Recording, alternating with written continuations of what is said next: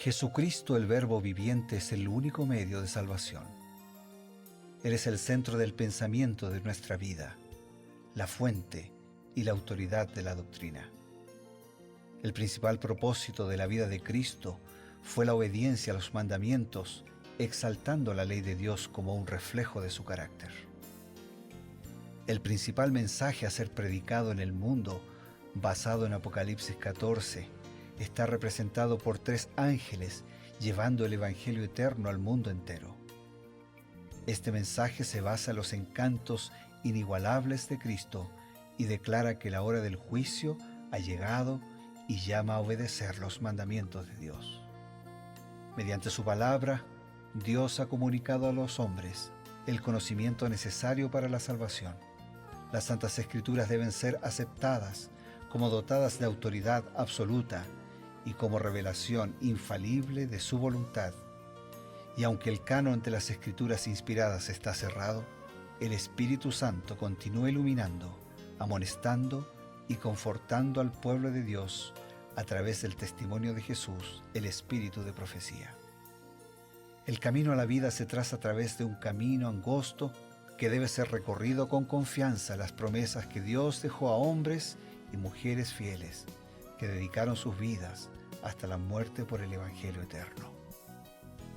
Los fundadores de la Iglesia soñaron con el día en que la revelación sería una realidad en sus vidas.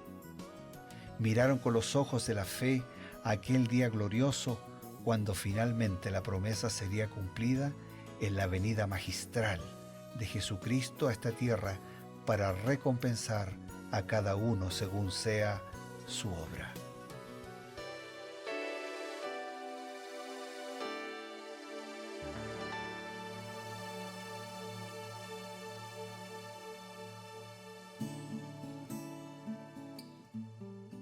Queridos amigos, nos encontramos una vez más aquí en su programa Creed en sus profetas. Este programa está dedicado al estudio, la reflexión, la meditación basado en la palabra de Dios y lo que dice el Espíritu de profecía.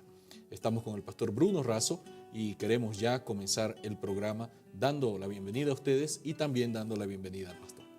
Muchas gracias, Pastor Ever. Hoy para concentrarnos en 1 Samuel capítulo 9, en el contenido bíblico de este capítulo a través del comentario de Elena de White. Y el contenido bíblico de este capítulo es muy interesante porque ahora se está marcando un hito en la vida de Israel. Ayer habíamos estudiado cómo Israel estaba insistiendo, pidiendo un rey a la semejanza de las naciones vecinas. Samuel se había opuesto, estaba ofendido porque él decía, ¿cómo es posible que rechacen la dirección, la soberanía de Dios para recibir ahora un monarca humano? Finalmente Dios dice, está bien, déjalos, vamos a concederles lo que ellos quieren. Y bueno, parece que el Señor interpretó el deseo del pueblo de Israel y eligió a alguien que tenía cualidades físicas muy destacables, muy imponente, por encima de las cabezas de todos los demás. Él, de la cabeza para arriba, es decir, toda la cabeza entera sobresalía del resto de los demás. Era un hombre bastante alto, físicamente era realmente destacado. Ahora, la inspiración dice algo respecto a los rasgos de carácter de Saúl. Muy buena pregunta, y Elena de White, claro, dice, por inspiración de Dios, en Patriarcas y Profetas lo siguiente: las cualidades personales del futuro monarca eran tales que halagaban el orgullo que había impulsado el corazón del pueblo a desear un rey. Entre los hijos de Israel no había otro más hermoso que él, de porte noble y digno, en la flor de la vida, bien parecido y alto, parecía nacido para mandar. Sin embargo, a pesar de estos atractivos exteriores, Saúl carecía de las cualidades superiores que constituyen la verdadera sabiduría. No había aprendido en su juventud a dominar sus pasiones impetuosas y temerarias, y jamás había sentido el poder renovador de la gracia divina. O sea, Saúl tenía un atractivo desde lo físico, que también es un don de Dios. Claro que sí. Y que no hay nada de malo en ser atractivo. Pero si ese es el único atractivo El atractivo físico. que una persona tiene, ese atractivo es limitado, porque el paso del tiempo va terminando con el atractivo. Y él no tenía el otro atractivo, el atractivo de la sabiduría, el atractivo del dominio propio, el atractivo del equilibrio, de una influencia adecuada y sobre todo el atractivo de sentirse ligado a Dios, que reflejara su conducta y su comportamiento, su caminar permanente con Dios. Ese atractivo no tenía. Me llama la atención que Elena White es realmente tan específica en la descripción. Dice, parecía nacido para mandar. Claro, por su porte, por su presencia. Hay personas así que impresionan, ¿no? La parada que tienen, la firmeza en su caminar, su atractivo físico, que tiene su lugar, pero que no es lo único. Lo que realmente perdura con el tiempo es el atractivo de un liderazgo espiritual, de un compartir la vida con Jesús y de un carácter que lo refleje. Esas cualidades superiores que nos menciona Elena White, ¿será que podríamos desglosarlas en base a la experiencia que ya hemos tenido escuchando los consejos de la inspiración? ¿Qué cualidades de carácter superiores necesitaba Saúl? Bueno, en primer lugar, la comunión con Dios, Claro, un corazón dócil para consultarlo y para seguir, porque una cosa es que tengas disposición de consultar y otra cosa es que después tengas disposición de hacer caso a lo que consultaste. Claro. Entonces, una cualidad superior es eso. Bueno, yo tengo disposición a consultar. Señor, aquí estoy, ¿qué quieres que haga? Y después que el Señor me dice qué quiere que haga, hacer lo que Él me dijo. Claro. Y parece que Saúl no estaba tan dispuesto a servir, No sino estaba. que quería ser servido. Qué cosa. Bueno, la Biblia narra un dato interesante sobre el primer encuentro de Saúl con Samuel. El profeta invita a Saúl a una reunión con los príncipes del pueblo y luego lo conduce al terrado de su casa, lo lleva. ¿Cómo amplía Elena White este episodio? Dice, Samuel condujo al forastero al sitio de la asamblea, donde los hombres principales de la ciudad se encontraban reunidos. Entre ellos, por orden del profeta, se le dio a Saúl el sitio de honor, y en el festín se le dio la mejor porción. Y terminados los servicios, Samuel llevó a su huésped a su casa. Allí conversó con él en la terraza y le presentó los grandes principios sobre los cuales se había fundado el gobierno de Israel y procuró así darle cierta preparación para su elevado cargo. Interesante.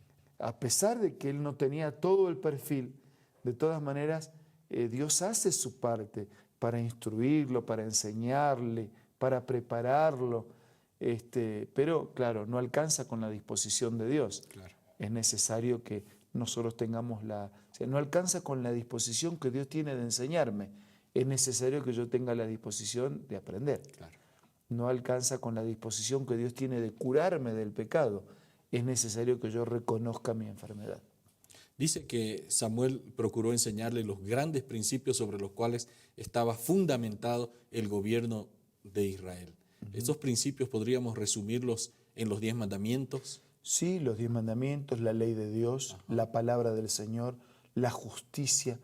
O sea, las mismas características de la ley de Dios son las mismas características del carácter de Dios. O sea, cuando el enemigo cuestiona a Dios, lo que él está cuestionando es que su carácter no es de amor, que su ley no es justa y que sus principios no pueden aplicarse a la vida.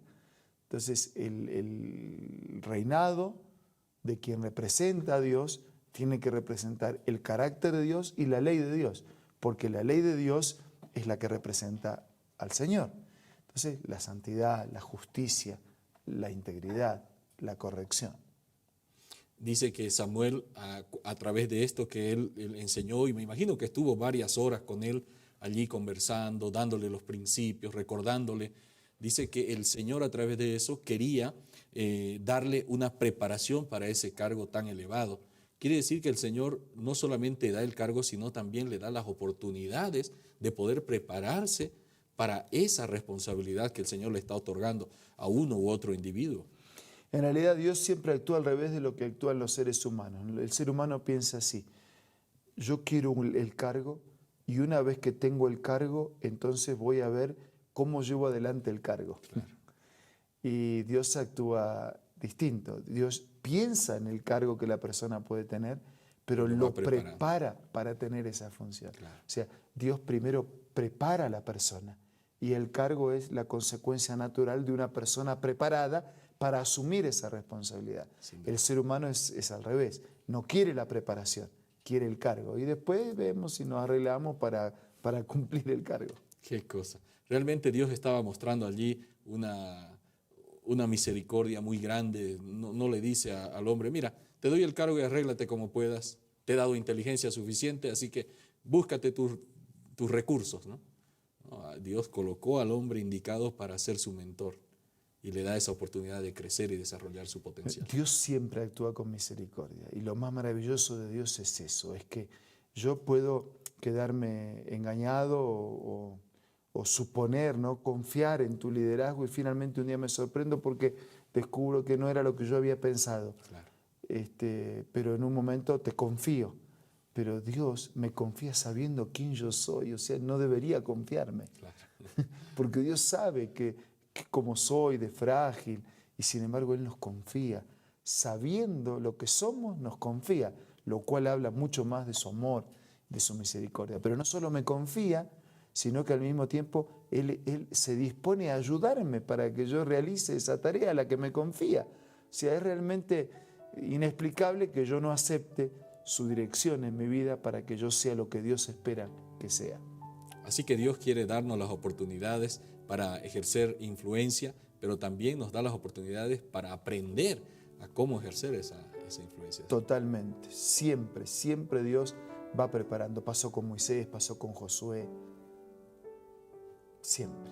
Qué bueno. Amigos, vamos a recibir un consejo importante y enseguida volvemos. Hola, hoy vamos a leer una cita acerca de la verdadera educación. La verdadera educación significa más que la prosecución de un determinado curso de estudio. Significa más que una preparación para la vida actual. Abarca todo el ser y todo el periodo de la existencia accesible al hombre. Es el desarrollo armonioso de las facultades físicas, mentales y espirituales. Prepara al estudiante para el gozo de servir en este mundo y para un gozo superior proporcionado por un servicio más amplio en el mundo venidero. Esta cita puedes encontrarla en el libro La Educación, escrito por Elena G. de White. Te invito a que pueda ser parte de tu biblioteca personal. Adquiérelo visitando ahora mismo la página www.aces.com.ar o también visita una iglesia adventista del séptimo día más próximo del lugar donde tú te encuentres. También puedes descargar la aplicación Elena G. de White del App Store o del Play Store.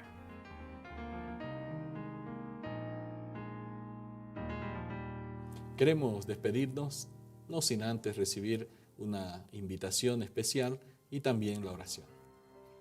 Solo quería decirles que Dios da oportunidades a todos los días. Solo quería pedirte y pedirme que aprovechemos las oportunidades que Dios nos da ahora. Y ahora vamos a hablar con Dios en la oración. Señor, gracias por tu misericordia, por tu paciencia, porque no desistes de amar, de restaurar, de sanar, de salvar. Gracias porque quieres contar con nosotros para realizar tu obra en esta tierra. Nos colocamos en tus manos, así como somos, frágiles, indignos, y te pedimos por favor que nos enseñes, que nos instruyas y que nos permitas cumplir con tu proyecto de vida para nosotros y para todos los demás. Oramos agradecidos en el nombre de Jesús. Amén. Queridos amigos, estamos muy felices de haber compartido estos minutos con ustedes. Esto ha sido Creed en sus profetas. Nuestro compromiso, encontrarnos el día de mañana, Dios mediante, con su bendición, para poder compartir una nueva meditación. Hasta entonces.